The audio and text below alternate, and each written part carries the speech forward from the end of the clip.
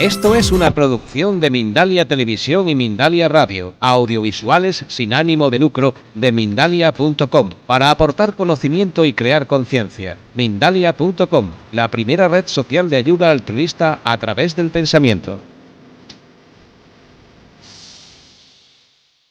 Bueno, buenos días o buenas tardes. Prieto de Sion, en primer lugar, lo que conozco en sí es una sociedad secreta que se basa entre sus órdenes, tienen sus priatos, es decir, sus investigaciones. Y sobre todo lo que más conozco es su historia en relación con Rennes-le-Château, ¿no? Ahí puedo decir que ellos intervinieron muchísimo, intentaron encubrir muchísimas informaciones. Sobre todo ahí tenía muchísima relación con las iglesias católicas, etcétera. Y bueno, es algo muy importante porque el Priorato de Sion ha hecho, pues digamos, en parte, ha hecho algunos trabajos que son bastante curiosos, ¿no? Y en parte ellos han tenido su propia filosofía, pero también hay muchísima desinformación, ¿no?, en cambio, sobre los Prioratos de Sion. Y bueno, aquí ya, pues aquí los compañeros resumirán un poquito más, pero bueno, luego daré mi punto de vista y sobre Rennes-le-Château, que es algo muy importante. Sí, no sé si tenemos tiempo para eso. Quiero un titular, una explicación qué es el Priorato de Sion, un titular a poder ser, ¿vale? Y ya después pasamos a explicar qué es. Bueno, un titular que yo daría sobre el Priorato de Sion sería una especie de sociedad secreta clandestina que utilizaría los protocolos de los sabios de Sion, un documento de unas 200 páginas aproximadamente, en el que se describe una especie de estrategias y pasos a seguir para el control mundial.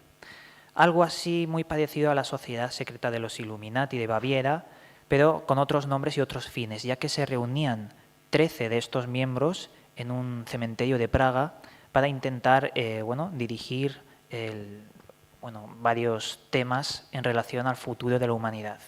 Es una orden de poder con un montón de integrantes que se basa también básicamente en el sionismo. Pero bueno, ese sería mi titular. Vale.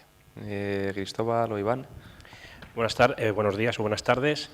Bienvenido, antes que nada, bienvenido. Este es Cristóbal Toros, uno de nuestros ponentes especialistas, porque no lo hemos presentado, y Juan Lancamp, también otro de nuestros ponentes especialistas, porque no han sido presentados todavía. ¿Vale? Ahora ya sí. Estamos presentados. Bueno, yo más que el titular sería, pues bueno, eso, una sociedad secreta, ¿no? Pero que mamó, ¿o no?, de las sabidurías, ¿no? Es una palabra, pero vamos, es así, ¿no? Que no mama no llora, ¿no? Eso es. Pero es que mamó de las sabidurías antiguas, ¿no? Porque ya la palabra Sion, que luego si queréis lo explico un poco, ¿no?, de dónde viene esto, pues claro, viene de mucho más atrás, ¿no? Viene ya de el rey David, etcétera, etcétera, ¿no? Unas ciudades que hay, unos montes, y bueno, que tiene su significado sobre todo de sabiduría aparte oculta, ¿no?, ancestral, y que bueno, que es un legado que se le dio a unos cuantos, ¿no? Que, bueno, si tenemos tiempo veremos eso del nombre. Iván. Buenas. Técnicamente sí, son buenas tardes. El Priorato de Sion no existe ya, porque la sociedad ha sido absorbida por otras diferentes sociedades, pero lo que sí existe es el plan eugenésico que pusieron en marcha y está ejecutándose en la actualidad, pero no de conseguir un efecto determinado, sino de controlar una serie de líneas genéticas y crear un estado nuevo para un mundo nuevo. Bueno, y a ver, Juan, tú decías que tenías que relacionarlo con... ¿Con qué lo relacionabas el Priorato de Sion? Sí, sobre Rennes-le-Château, ¿no?, sobre el tema este. Un minutito o dos, a ver, vale. ¿Qué es eso? Bueno, hace unos años atrás, en un pueblo de Francia muy pequeño llamado Rennes-le-Château, se halló un tesoro en extrañas circunstancias por el cura del pueblo, que era Bernier-Saunier. Y, bueno, también, pero bueno, yo conozco lo que conocemos todos, ¿no? Se encuentra un tesoro, se encuentra, pues, extrañas cosas, ¿no? Porque estaba, pues, una iglesia ahí, en el cual se sabe hoy en día no se puede acceder a X recintos, están, vamos a decir, censurados, ¿no?, por el gobierno francés, ¿no? Entonces, lo que se halló, pues eso, y luego, pues, las investigaciones que se hicieron, se encontraron pistas que detrás estaba la masonería, los poderes fácticos, etcétera, ¿no? Sobre todo gente del arzobispado, ¿no?, de por aquel entonces, ¿no? Entonces, Bernier Saunier se ha especulado sobre que le habían dado órdenes, pautas a seguir para encontrar ese tesoro, porque la gente se puso a buscar por la zona a ver si había algo más, y lo encontró curiosamente un cura, ¿no? Siempre gente relacionada con los poderes religiosos y todo eso, ¿no? Y la pregunta es, ¿quiénes estaban detrás, ¿no? Se encontraron manuscritos, cosas muy extrañas, ¿no? Y sobre todo en aquella zona pues habría mucho paganismo, ¿no? Y bueno, es lo único que puedo decir, ¿no? Hay muchos historiadores, sobre todo hay un hombre muy famoso en el cual no me acuerdo el nombre, en el cual pues explica bien a su manera de lo que pudo ser, ¿no? Pero el tesoro sigue siendo un enigma. Hay que pensar que hoy en día han salido historiadores a desmontar la versión oficial, ¿no? Y bueno, eso es lo que puedo decir. Gracias. Bueno, Iván, ¿quieres decir algo? Sí. Quiero continuar con lo que ha dicho él. Voy a continuar la historia. Un minutito o dos, si puede ser. El supuesto tesoro tendría que ser algo relacionado con cierta orden que se cerró en 1130 y que cuando entraron a sus arcas estaban vacías. Por lo que sobreentendemos que lo que encontró este hombre es lo que encontraron los caballeros templarios debajo del templo de Salomón. Y hasta ahí puedo leer. Interesante. Si os parece, os voy a preguntar ahora a Cristóbal y a Iván Martínez sobre eso que habéis dicho de el origen de la palabra Sion, la etimología de Sion, a ver cuál es el origen de esa palabra, y ya de paso hablamos también del origen de esta orden, ¿no? Que según tengo entendido está relacionado con el temple, ¿no? Temple de los templarios. ¿Puede ser? ¿Lo explicáis un poco para el público? No sé si habrá alguien más que no lo desconozca como yo. Bueno, el origen de la palabra Sion aparece en una fortaleza que hubo en la época del rey David, Jebusea, ¿no? En la que era el centro de espiritualidad del momento, era un centro de espiritualidad, le llamaban la madre de todas las naciones, ¿no? Una espiritualidad internacional, por así decirlo, ¿no? De todas las naciones. Parece ser que ahí se juntaban muchos sabios, muchos de todas partes del mundo. David quiso conquistar esta ciudad como parte de la conquista de la tierra prometida, ¿no? Al final esa mención de ciudad, de Sion, se menciona en muchos textos, incluso en las leyendas judías, ¿no? Hebreas. Se cantan muchas canciones sobre esto. Para ellos es muy importante. Ahí en Isaías 60 se menciona ya que ya se le denomina Sion a lo que es el templo de Salomón, los cimientos sobre todo. Y yo creo que está muy relacionado con el tema de los tesoros, de la sabiduría y de lo que los templarios querían buscar ahí, porque se dieron cuenta de que esa sabiduría espiritual tenía que estar en algún objeto, en algunos pergaminos, en lo que hubiese, ¿no? El tema es que, bueno, no sé, ellos son más especialistas en ese tema, yo hasta ahí puedo leer, ¿no? Pero es importante siempre saber el origen de estas cosas, ¿no? Porque como todas las sociedades secretas siempre hay un origen principal y al final es conseguir el poder, ¿no? Un poder que antiguamente sí que conquistó civilizaciones, conquistó reinos, subyugó a mucha gente y todos estos poderes, ¿no? Como incluido la Iglesia, en este caso los templarios, la Iglesia católica y etcétera, etcétera, quisieron conquistar, ¿no? Muy bien, sí, porque como estáis diciendo, el origen de una palabra, también como la de Sion, es importante, tanto la etimología como el origen histórico de dónde se encuentra, cuándo surge esta palabra, de dónde proviene. Pero, en principio era una fortaleza, un centro de espiritualidad en el que el rey David lo conquistó y eso para ellos fue una cosa increíble. Es más, se le denomina aquel monte el monte de Sion e incluso hay canciones en las que el júbilo del pueblo hebreo será eso, regresar a Sion. No sabemos si algunos dicen que puede ser el simbolismo de regresar a esa espiritualidad primordial, ¿no? Esa espiritualidad que elevaba al ser humano, que muchas veces nosotros hoy en día pues hemos perdido esa percepción, ¿no? De espiritualidad. Bueno, dice mucho de esta orden, ¿no? Sí. Iván, ¿sobre algún apunte histórico? Bueno, más que histórico es curioso. Vaya tú. Todos sabemos que hay diferentes películas en Hollywood en las que aparecen ciertas cosas que en principio nos pueden hacer gracia, pero que tienen un trasfondo y muchas veces ese trasfondo se relaciona con este tipo de temas. Mucha gente conocerá la película Matrix de los hermanos Wachowski. En esta se habla, aparte de lo conocido, de una sociedad que vive conectada a unas máquinas porque unos robots se están aprovechando de su energía, aparece la palabra Sion. Sion como la ciudad que está, la ciudad que está en esa realidad aparente y que estaría controlando o sacándole la energía a esos humanos dentro de unos tanques. Esto es ciencia ficción, pero detrás de estas películas, como por ejemplo en 2001 Odisea en el espacio, en El Resplandor, hay cierto tipo de poderes, como por ejemplo Stanley Kubrick, un masón de grado 33, que lo que hacía era, como su producto, como su simbología, incluir esta serie de pautas, estas palabras, estos símbolos, para iniciar a esas personas que quieren investigar sobre ese asunto o incluso transmitir la simbología como una idea que se hace latente en la mente de muchas personas. Yo creo que es interesante también analizar la filmografía y investigar sobre estos misterios dentro de ella. Muy bien. ¿Algo más que apuntar o dejamos que la gente participe ya? Bueno, Daniel está por ahí con el micro.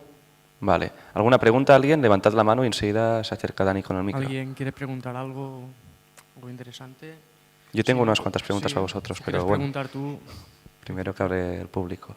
¿Nada que preguntar? ¿Alguna cosa que comentar? Edu.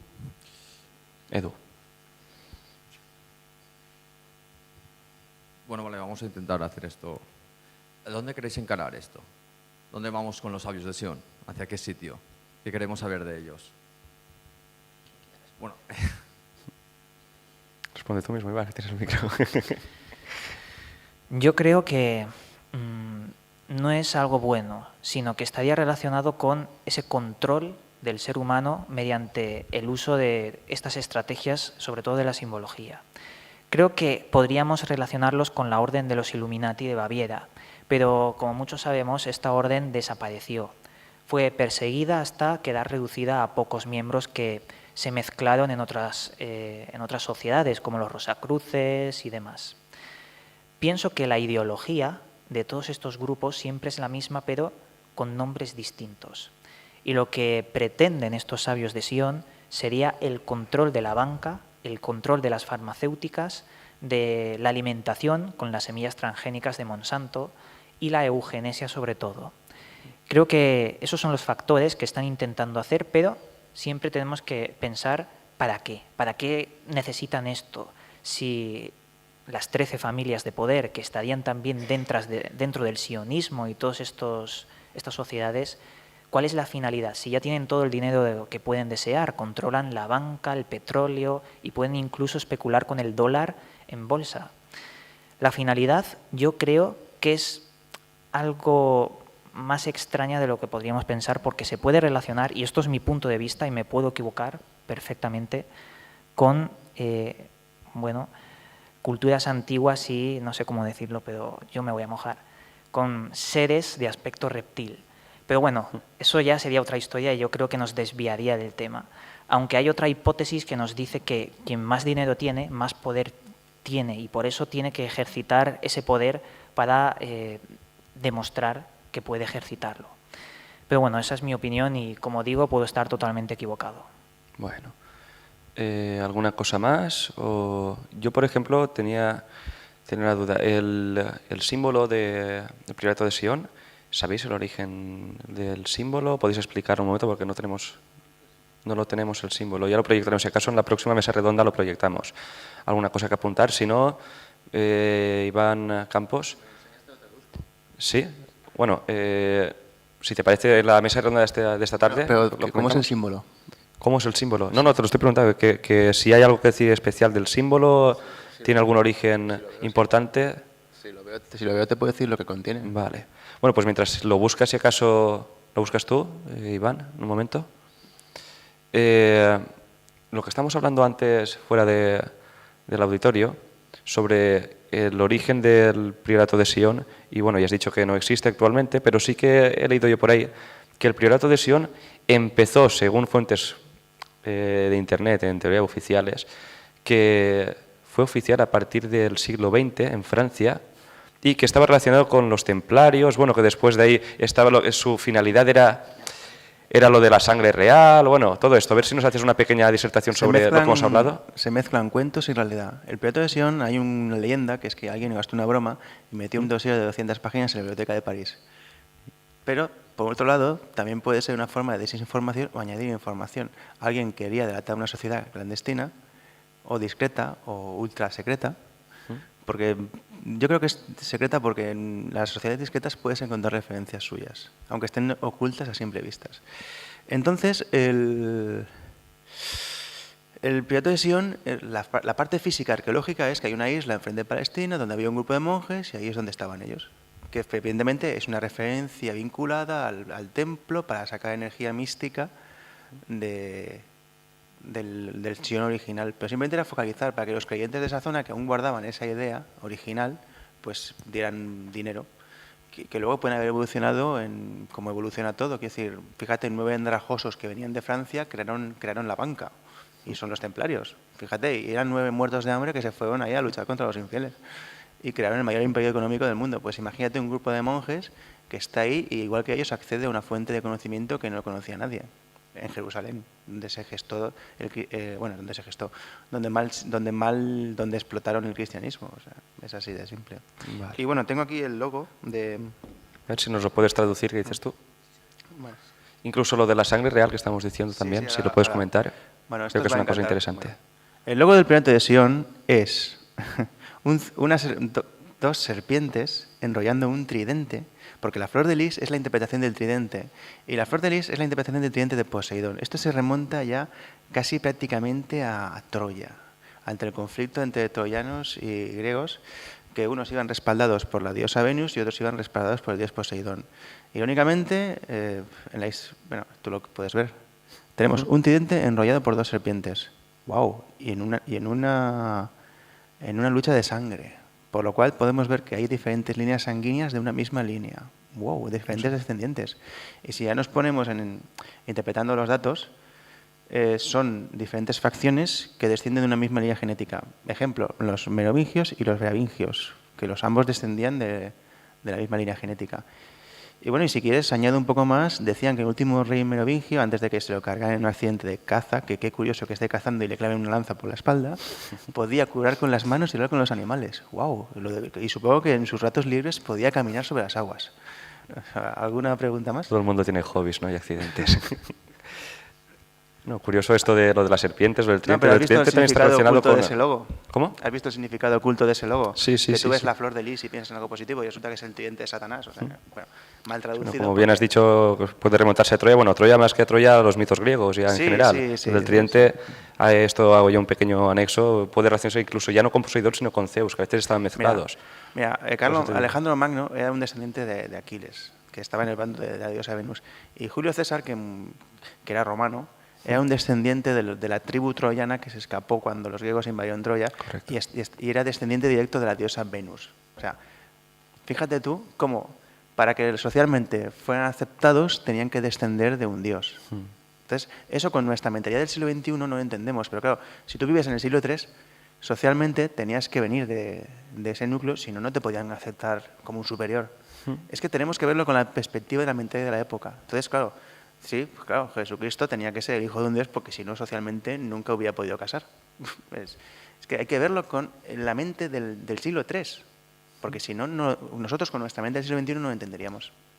Y evidentemente, a lo mejor, pues ni siquiera son descendientes de esa línea genética, pero si se lo cree la gente actuará en consecuencia de lo que se está creyendo. Sí, la búsqueda de ese prestigio divino, siempre está a lo largo de la historia. Sí. De hecho, bueno. ¿Alguna pregunta o algo más que añadir los ponentes? ¿Alguna pregunta de otras ponencias que se hayan hecho hasta ahora? ¿Nada? ¿A qué hora estamos? A ver si nos queda tiempo, un par de preguntitas todavía. Sí, ¿no? Estamos a menos 10. Sí. 10 minutitos tenemos hasta las 2. Bueno, Iván Martínez, esta va para ti sobre tu ponencia. A ver si igual es que la gente también está un poco tímida hoy o los que tenían preguntas se han quedado durmiendo, que también puede ser. Bueno, sobre la teoría de los alienígenas ancestrales, ayer he recibido alguna cosita por ahí, me han dicho alguna cosita que no se ha hablado de los Anunnaki, me han dicho. Sí. Yo qué sé, es una cosa, es muy típico hablar de los Anunnaki en esta teoría, pero Iván hizo una ponencia muy original y simplemente quería ver si haces un pequeño añadido para que la gente lo sepa qué son los Anunnaki, no sé, supongo que lo conoceréis, si no todos, casi todos, pero para que lo sepan. Vale.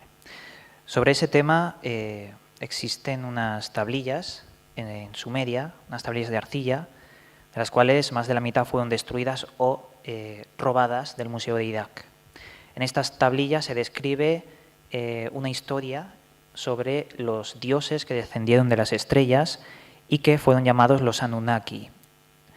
Los Anunnaki, bueno, según lo que dicen los lingüistas como Zecharia Sitchin, eran unos seres de aspecto de reptil que... No, perdón, Zecharia Sitchin no dice que eran de aspecto de reptil. Eran unos seres con aspecto de humano que bajaron de las estrellas para infundir conocimiento al hombre, pero antes crearlo mediante la manipulación genética del homínido de la zona, el homínido autóctono.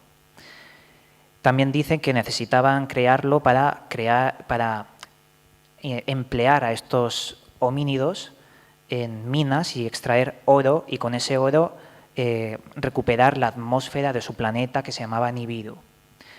Pero esto, que lo investigué hace tiempo, me di cuenta de que era una gran mentira.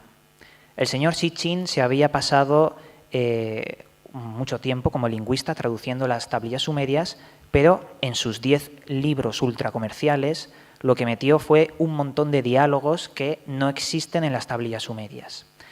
Y claro, eso me dio que pensar, y lo que hice fue buscar otros lingüistas que hayan traducido esas tablillas. Y me encontré con 2 lingüistas muy desconocidos, pero también bastante interesantes. Uno era Samuel Noah Kramer y otro Federico Lara Peinado. De Federico Lara, yo y Iván Campos hemos conocido en Valencia a uno de sus alumnos y nos estuvo comentando, recomendando libros sobre este hombre, y vimos que lo que hacía este hombre en sus libros era la traducción literal, palabra por palabra, de las tablillas. Donde habían huecos y no se podían leer porque estaban destruidas, hay fragmentos que no se pueden leer por eso, sencillamente este hombre lo que hacía era poner un espacio en blanco. Y mi sorpresa fue que en las tablillas sumerias no existe ni la palabra Nibiru, ni tampoco el oro, ni tampoco aparece todos esos diálogos como os he comentado antes. Por lo tanto, los Anunnaki, el tema de los seres que sí que aparecen referencias de que eran serpientes, con aspecto de serpiente, es actualmente un gran desconocido por la desinformación brutal que existe sobre este terreno. Yo os recomiendo un libro, es muy difícil de encontrar, por lo menos aquí en la Comunidad Valenciana, que se llama Mitos sumerios y acadios, de Federico Lara Peinado.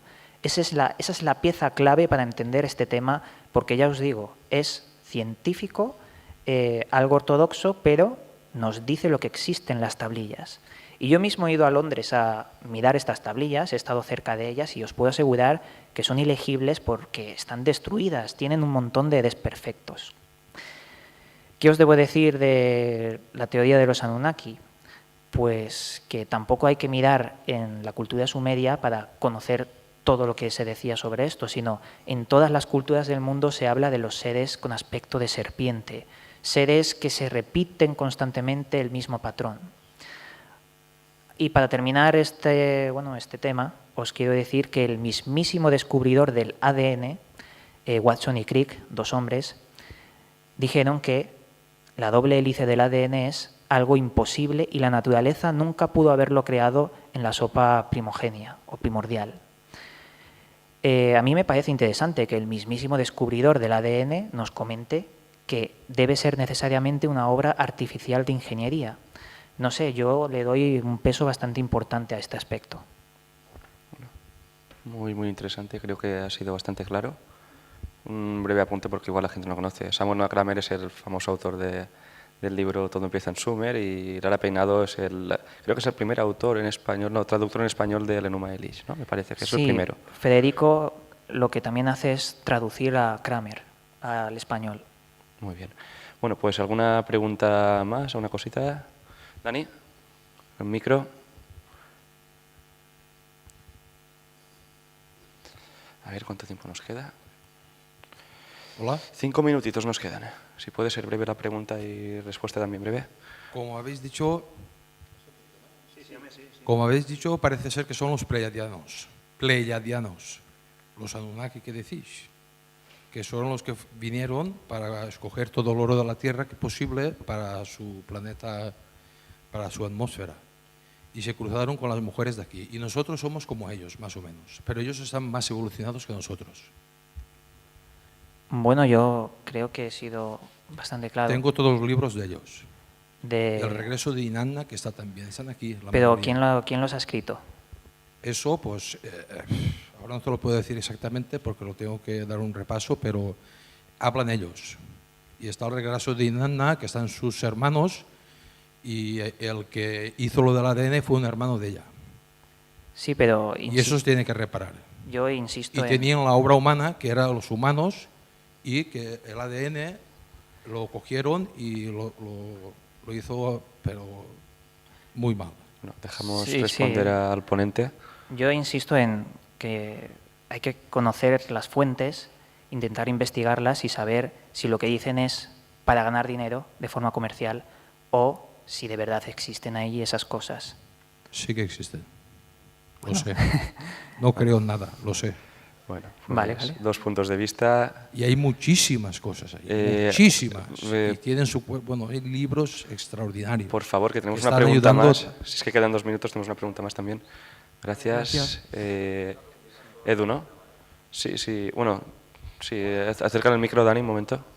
2 minutitos, por favor, rapidito.